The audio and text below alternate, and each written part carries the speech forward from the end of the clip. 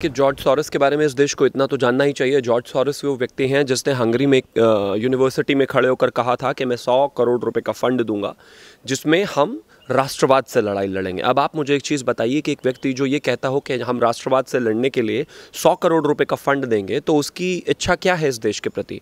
इस देश में जो राष्ट्रवाद की भावना, जो एकत्र होने की भावना, जो साथ रहने की भावना, जो देश के लिए लड़ने की भावना पैदा हुई है, उससे डरे हुए लोग हैं। यानी कि अगर हम इकट्ठे होकर आज चाइना से लड़ रहे हैं, अगर इकट्ठे होकर हम पाकिस्तान से लड़ रहे हैं, अगर इकट्ठे होकर हम टर्की को मदद कर रहे हैं, अगर इकट्ठे होकर हम अमेरिका की किसी बात से प्रेशर नहीं ले रहे हैं, इकट्ठे होकर हम रशिया के साथ अच्छे टाइज में जा रहे हैं, तो ये जॉर्ज सॉरोस को समझ में नहीं आता। जैसे हिंडनबर्ग की आपने बात की, जैसे बीबीसी की आपने बात की, ये तमाम लोग आप एक तरीके से ये मानिए कि ये कांग्रेस और इस देश के विपक्ष के इंटरनेशनल विंग्स हैं।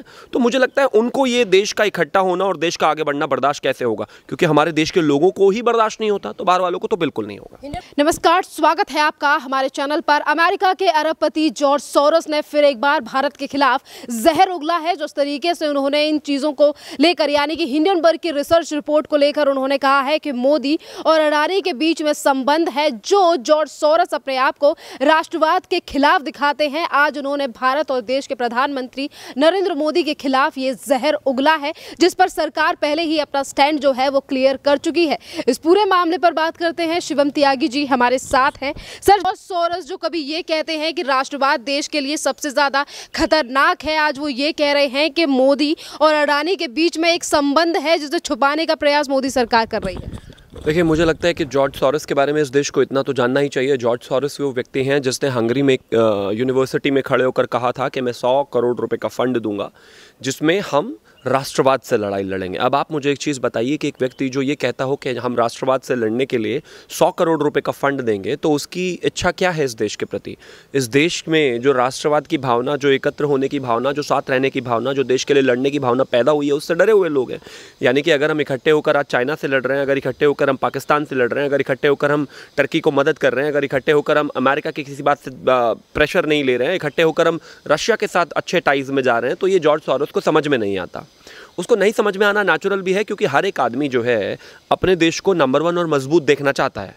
लेकिन दुर्भाग्य ये है कि हमारे तरफ जो विपक्ष के लोग हैं वो हिंदुस्तान को कभी मजबूत देखना चाहते नहीं, क्योंकि जब तक टूटा हुआ हिंदुस्तान था, बिखरा हुआ हिंदुस्तान था, जब तक हम सांस्कृतिक तौर पर टूटे हुए थे, जब तक हम राजनीतिक तौर पर टूटे हुए थे, जब तक हम धर्म में टूटे हुए थे, जाति में टूटे हुए थे और एक तरीके से भूभाग में भी टूटे हुए थे, जब 370 था इस देश में, तो तब तक इस देश में सारे भी जितने राजा और जितने भी ये पॉलिटिशियंस हैं, इनके बच्चों की दुकान अच्छी चल रही थी। सबको सरकार में 3-3, 4-4 बार अखिलेश यादव के परिवार से मुख्यमंत्री बन गया, 3-3, 4-4 बार बहनजी जातिगत आधार पर मुख्यमंत्री बन गई, धर्म के आधार पर 3-3, 4-4 बार, 5-5 बार और उससे भी ज़्यादा जो है गांधी परिवार बन गया। उसके अलावा अगर हम बात करें जाति के आधार पर लालू प्रसाद यादव बनते चले गए। इसके अलावा अगर हम बात करें तो तमाम ऐसे विषय हैं। जिस तरीके से भारतीय जनता पार्टी इस देश में राष्ट्रवाद की भावना पर 2014 में आई, जिस तरीके से पूरे देश में पहली बार देखा कि राष्ट्रवाद पर एक आदमी ने, किसी भी पर्टिकुलर व्यक्ति ने, पर्टिकुलर जाति ने ना वोट देकर सब ने वोट दिया और वो राष्ट्रवाद पर वोट दिया, तो उसको देखने के बाद जो तमाम चीज़ों की और तमाम लोगों की दुकानें बंद हुई, वो मतलब इस देश ने देखा। आज राहुल गांधी किस तरीके से स्ट्रगल कर रहे हैं, 50 सीटें हैं सिर्फ लोकसभा में। आज देखें तो बहन जी कहाँ हैं, आप देख रहे हैं। आज देखें तो 4 बार के मुख्यमंत्री एक ही परिवार से, अखिलेश यादव का परिवार कहाँ है। आज अगर आप देखें तो लालू प्रसाद यादव की वो बात नहीं है जो हुआ करती थी एक ज़माने में। तो आज इन लोगों को कैसे पचेगा, और इन लोगों का इंटरनेशनल एजेंडा है। इस तरह के लोग, जैसे सॉरोस की आपने बात की, जैसे हिंडनबर्ग की आपने बात की, जैसे बीबीसी की आपने बात की, ये तमाम लोग आप एक तरीके से ये मानिए कि ये कांग्रेस और इस देश के विपक्ष के इंटरनेशनल विंग्स हैं। तो मुझे लगता है उनको ये देश का इकट्ठा होना और देश का आगे बढ़ना बर्दाश्त कैसे होगा, क्योंकि हमारे देश के लोगों को ही बर्दाश्त नहीं होता तो बाहर वालों को तो बिल्कुल नहीं होगा। हिंडनबर्ग की रिसर्च रिपोर्ट को लेकर पहले ही अडानी ग्रुप कह चुका है कि ये जो आरोप लगाए गए हैं ये निराधार हैं, पर उसके बावजूद भी एक तरफ विपक्ष जो है वो उस रिपोर्ट को लेकर हंगामा कर रहा है, दूसरी तरफ जॉर्ज सोरोस इस तरीके के दावे कर रहे हैं। और ये वही जॉर्ज सोरोस हैं जो ये तक कह रहे थे अभी कुछ दिन पहले कि देश के प्रधान, यानी कि भारत के प्रधानमंत्री कश्मीर में धारा 370 हटने के समय पर भी बयान दिया था कि कठोरता दिखा रहे हैं और मोदी जो है वो भारत को हिंदू राष्ट्र बनाना चाहते हैं। मुझे लगता है कि जिस देश ने बिना किसी बात के, बिना किसी चीज़ों पर इराक पर हमला कर दिया हो, वो दुनिया को ज्ञान ना दे तो ज़्यादा बेहतर है। मुझे लगता है कि जिस देश ने अफगानिस्तान पे पूरी दुनिया से और किसी से भी बिना कंसेंट लिए हुए रातों रात हमला कर दिया हो, मुझे लगता है कि उनसे हमें तो ह्यूमन राइट्स का ज्ञान लेने की आवश्यकता नहीं है। हमें लगता है कि जितने भी इस दुनिया में हादसे हुए हैं उनमें तमाम जगहों पर अगर मैं उनके राष्ट्रपतियों के चीज़ें गिनाने पर आ जाऊं तो हिंदुस्तान में तो ऐसा कुछ नहीं है। और जहाँ तक बात हिंदुस्तान के इंटरनल इश्यूज़ का है, जहाँ तक बात कश्मीर का है, वहाँ पर हिंदुस्तान की सरकार पहले ये क्लियर कर चुकी है कि ये हमारा निजी मामला है और बाहर की दखलंदाजी हमें पसंद नहीं और ना हमें चाहिए। और दूसरी बात ये भी है कि इस सरकार को टूटे हुए भारत में कोई इंटरेस्ट नहीं है, चाहे सरकार रहे या ना रहे, लेकिन भारत है एक इकट्ठा होकर ही रहेगा, अखंड भारत बनेगा और उसी के लिए जो भी कदम इस सरकार को लेने की आवश्यकता है वो लेंगे।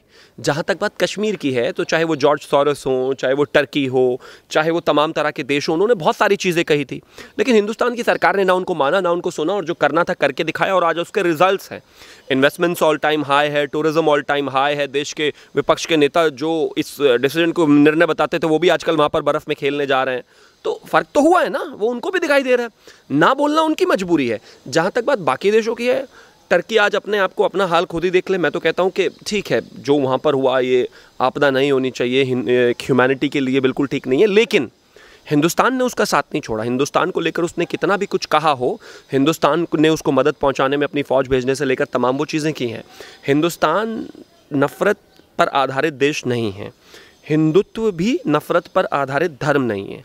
हम चाहे कोई भी हो, चाहे वो वैक्सीन के मामले में पूरी दुनिया में वैक्सीन भेजने का मसला रहा हो, पूरी दुनिया में कोई एक ऐसा मुल्क नहीं है जिसने हिंदुस्तान से ज़्यादा वैक्सीन बनाकर कहीं बाहर भेजी हो। वो अपने आप को डेवलप्ड और इतने महान मुल्क बता सकते हैं, लेकिन दुनिया के लिए आपने क्या किया, आप वहीं बताने का टाइम था। तो चाहे उसका मसला रहा हो, चाहे कहीं पर मानवीय आधार पर मदद करने का मसला रहा हो, हमने अपने दुश्मनों की भी मदद की है। तो जब हमारे घर का इंटरनल मैटर है उसमें हमें किसी से कोई ज्ञान लेने की आवश्यकता नहीं है और हम लेंगे भी नहीं। सर, एक सवाल ये भी है कि अभी तक जॉर्ज सोरोस जो है वो डोनाल्ड ट्रंप का विरोध करते थे, जापान के प्रधानमंत्री का विरोध करते थे, इसी के साथ अगर रूस के राष्ट्रपति की बात की जाए पुतिन का विरोध करते थे। आज वो अचानक से लगातार मोदी जी के यानी कि हमारे देश के प्रधानमंत्री नरेंद्र मोदी के विरोध में बयान दे रहे हैं और ये वही जॉर्ज सोरोस हैं जो ये तक कहते हैं कि पूरी दुनिया में तानाशाहों का राज है। देखिए, मुझे एक चीज़ बड़ी साफ़ लगती है। मैं एक चीज़ को बहुत अच्छे तरीके से मानता हूँ कि जब आप किसी देश के पॉलिटिशियन या वहाँ के बिजनेसमैन होते हैं तो आप उस देश का एजेंडा बढ़ाते हैं। अगर वो व्यक्ति यूनाइटेड स्टेट्स का है तो वो यूनाइटेड स्टेट्स के एजेंडास को बढ़ाएगा। ये हमारे साथ नहीं है। हमारे देश में हमारे देश के बिजनेसमैन को गिराया जाता है, उनको नुकसान पहुंचाया जाता है, उनको बर्बाद करने की कोशिश की जाती है एक फ़र्ज़ी रिपोर्ट के आधार पर, एक फ़र्ज़ी कंपनी के आधार पर जिसकी खुद की क्रेडिबिलिटी कटघरे में है, जो खुद कोर्ट में लड़ रहे हैं, जो खुद 3 साल पुरानी कंपनी है, वो 30 साल पुरानी कंपनी के बारे में कोई एक रिपोर्ट देते हैं और वो रिपोर्ट देने के बाद जो है फिर देश में हंगामा बढ़ता है और अडानी को 50% से भी ज़्यादा का शेयर्स में लॉस होता है। वो अलग बात है कि उन्होंने अब एक इंटरनेशनल ऑडिट फर्म को हायर किया है और उसके बाद वो हिंडनबर्ग पर भी कार्रवाई करने का प्लान बना रहे हैं, जैसा अभी तक रिपोर्ट से पता चला है। लेकिन ऐसा होना नहीं चाहिए। आप अपने देश के बिजनेसमैन के खिलाफ जाकर क्या हासिल कर लेंगे? सर, यही बात तो जॉर्ज सोरोस भी कह रहे हैं कि अडानी का जो किला है वो रेत की तरह बह गया। शेयर्स की अगर मैं बात करूं, अगर आप वहां पर कोई भी गलत इन्फॉर्मेशन फैलाएंगे तो इस तरह के नुकसान हर किसी को होंगे। एक चीज़ बताइए, अगर मैं बात करूं टेस्ला के मालिक की, ट्विटर के मालिक की, तो उसके जो शेयर्स हैं, एलॉन के शेयर्स, तो वो तो बेइंतहा गिर गए, वो तो एक्सट्रीम लेवल लो गया है, उतने तो अडानी भी लो नहीं गए। तो उसके बारे में कोई रिपोर्ट क्यों नहीं छाप देते? वो यूनाइटेड स्टेट्स के हैं तो सोरोस उसके बारे में बात क्यों नहीं करता? हिंडनबर्ग उसके बारे में बात क्यों नहीं करता? अगर उसके शेयर्स अडानी से भी तेजी से गिरे हैं तो उसके बारे में भी बात कीजिए ना। अगर किसी का गिरने का ट्रैक रिकॉर्ड अडानी से भी बुरा है तो उस पर तो कोई बात नहीं कर रहा है, क्योंकि उनके देश का बिजनेसमैन है ना वो। एक बार भी उस पर बात नहीं हो रही है। मैं सिर्फ इतना कहना चाहता हूं कि शेयर मार्केट में जब इस तरह की तमाम चीज़ें होती हैं, जब कोई मिसकंसेप्शन फैलाया जाता है, जब एक फर्जी रिपोर्ट के आधार पर आप लोकसभा में रोजाना चिल्लाना शुरू कर दोगे, राज्यसभा में चिल्लाना शुरू कर दोगे, मीडिया में चिल्लाना शुरू कर दोगे, तो जो भी उसका इन्वेस्टर होता है उसके दिमाग में कहीं ना कहीं एक चीज़ आती है, उसका नुकसान भी देखने को मिलता है। लेकिन अब ऐसा नहीं है कि वो लगातार गिरते चले गए। अब अगर आप पिछले कुछ दिनों से देखेंगे तो 20-22% की रिकवरी हुई है और मुझे लगता है कि वो रिकवरी हो भी जाएगी। और एक हिंदुस्तान का बिजनेसमैन जो कहता है कि वो मेहनत से आगे बढ़ा है और जो कि बड़ा है और जिसके प्रति अभी भी कोई चीज़ नहीं, कोई लोन डिफॉल्ट उनके नाम हो नहीं है, कोई किसी तरह का कंपनी में कोई है तो सब चीज़ों में क्लीन चिट है। इनफैक्ट उन्होंने तो जितने भी उनके लोन्स हैं, जो डेट्स हैं, उनको प्रीपे करने का प्लान बनाया है कि उनको प्रीपे करेंगे ताकि इन्वेस्टर्स में कॉन्फिडेंस क्रिएट हो। लेकिन जब विपक्ष के लोगों का एजेंडा ही बिजनेस को और देश को बर्बाद करने का हो जाए, तो चाहे वो जॉर्ज सोरोस हो, चाहे वो हिंडनबर्ग हो, चाहे वो चाइना हो, चाहे वो अमेरिका हो, अमेरिका के और बाकी लोग हों, चाहे कोई और हो, चाहे पाकिस्तान हो, तो वो फ़ायदा क्यों नहीं उठाएंगे? वो फ़ायदा इसलिए उठा रहे हैं क्योंकि मेरे ही देश में उनको चीज़ें देने वाले लोग हैं। आप याद करिए कि डोकलाम के मसले में राहुल गांधी की स्पीच को उठाकर जो है चाइना ने कोट किया था यूनाइटेड नेशंस में। आप याद कीजिए कि राहुल गांधी की ही स्पीच को इमरान खान ने यूनाइटेड नेशंस में कोट किया था। तो जब ये लोग उनको लूप होल्स देंगे और उनको एक्सटेंडेड हाथ देंगे तो वो तो इसको कोट करेंगे ही। मतलब मेरे देश का विपक्ष उसका आधार बनाकर मेरे देश की सरकार के और देश के खिलाफ लड़ने वाले लोग अगर इस्तेमाल कर रहे हैं तो सोचिए ये कितने करप्ट हो चुके हैं और इनके माइंडसेट्स कितने खराब हो चुके हैं कि कुछ भी करके राजनीति करनी है, चाहे देश बर्बाद होता हो तो हो। राष्ट्रवाद से इतनी दिक्कत क्या है जॉर्ज सोरोस को कि वो इतने करोड़ रुपए लगाने के लिए भी तैयार? राष्ट्रवाद एक ऐसी शक्ति है जहां पर पूरा देश जुड़ जाता है। एग्जाम्पल, एक परिवार में भी इकट्ठा रहने और चलने के लिए प्रेम होना बहुत ज़रूरी है। अगर आपस में बॉन्डिंग नहीं है माता जी की पिताजी से, पिताजी की बच्चों से, बच्चों की माँ से, तो वो परिवार कभी चल नहीं सकता, बिखर जाता है और उसका फ़ायदा पूरे आसपास के पड़ोसी और दुनिया उठाती है। उसी एग्जाम्पल पे भारत में अगर राष्ट्रवाद है, राष्ट्रवाद एक ग्लू की तरह काम करता है, सब एक दूसरों से जुड़े हुए हैं, तो कहीं ना कहीं जो नेशनल इंटरेस्ट की चीज़ें हैं अगर सरकार उन पर फैसला लेती है तो जनता उसके पीछे खड़ी हो जाती है। जब जनता उसके पीछे खड़े होकर उनको मैंडेट देती है तो उनको हरा पाना असंभव हो जाता है। और जब गवर्नमेंट को कॉन्फिडेंस होता है तो government by default he strong decision ले सकती है। अब एग्जाम्पल के तौर पे 2019 में अगर इतनी सीटें नहीं आती या फिर भारतीय जनता पार्टी की इंडिपेंडेंट सरकार नहीं बनती तो क्या 370 हट पाता? नहीं हट पाता।